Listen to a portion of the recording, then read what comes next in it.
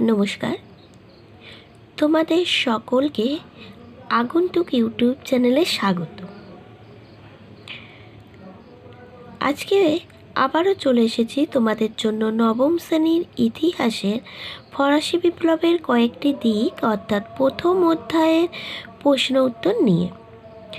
আজকের বিষয় কিভাবে ফরাসি রাজা ষোড়শ লুইয়ের মৃত্যুদণ্ড হয়।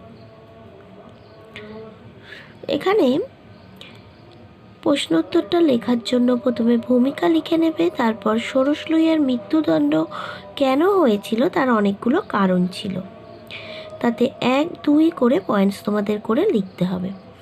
দেখতে পাচ্ছ এখানে 1 নম্বর পয়েন্টসে দিয়েছে রাজতন্ত্রের অবসানের দাবি,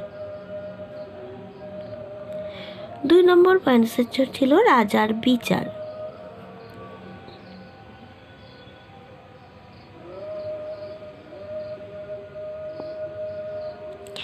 3 নম্বর পয়েন্টসে আছে মৃত্যুদণ্ড,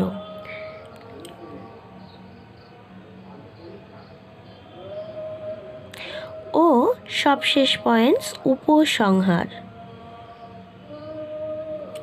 এই 3টে পয়েন্টস ও উপসংহার দিয়েই হবে এই প্রশ্নটা কমপ্লিট।